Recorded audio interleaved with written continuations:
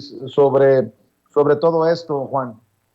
Pues preocupante, ¿no? Digo, de entrada es un asunto delicado, requiere de atención, de acciones oportunas e inmediatas, pero la violencia contra periodistas, y en eso nadie puede estar en desacuerdo, más que aquellos que atentan contra la sociedad, contra la información y contra sus derechos, pues vemos que no es un tema nuevo, ¿no?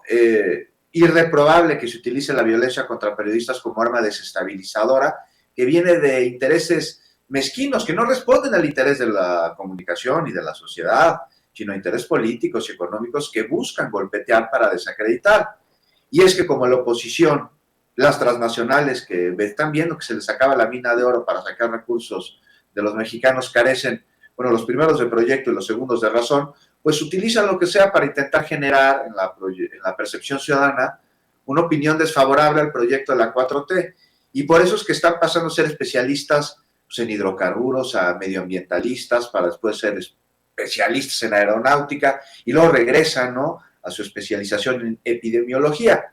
Pues mira, si quieres vamos por partes. La violencia contra periodistas, Vicente, en México no es algo nuevo, trae mucho tiempo atrás.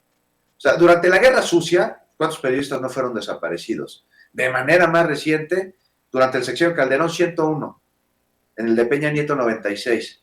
A hoy, más de la mitad del sexenio, van 52 en México. Datos estos que te doy que no coinciden con lo que plantearon los eurodiputados, por ejemplo, ¿no?, en su amonestación, aquella amonestación a México por la violencia contra periodistas, y además de que dieron información que de plano es mentira.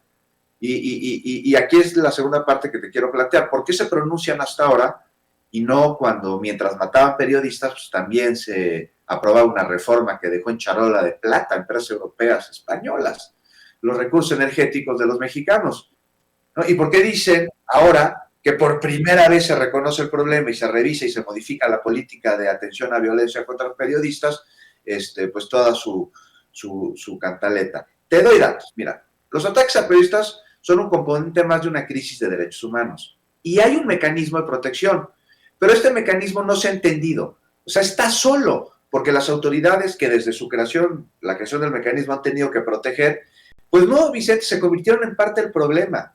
Y es que al menos 40% de agresiones a periodistas las hacen autoridades municipales.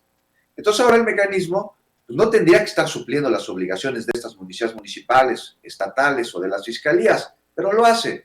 ¿Por qué? Porque hay falta de claridad. ¿Qué se necesita? Una ley general. Ahora, una ley general en la que ya se está trabajando para que las atribuciones y las responsabilidades queden bien claras para todas las partes, ¿no? Y que no queden nada más en solicitudes, sino en obligaciones. Entonces sí hay mucho que hacer, Vicente, pero ¿cuál es la diferencia con gobiernos anteriores o con lo que señalan desde fuera? Pues que ahora sí se está haciendo, que por primera vez hay voluntad y ejecución. Ahora, ¿falta mucho? Sí, muchísimo. Y si bien la culpa de la violencia no es de este gobierno, sí lo es la responsabilidad de resolverlo. Y por ello el mecanismo que los protege no tendría que ser la única instancia que lo haga. Y por eso urge una estrategia de seguridad que coordine, que no delegue. Pero yo veo que se está trabajando en ella. Y los resultados sobre las investigaciones de los últimos homicidios, pues ahí están, a diferencia de lo que pasaba antes. Así es. Fíjate,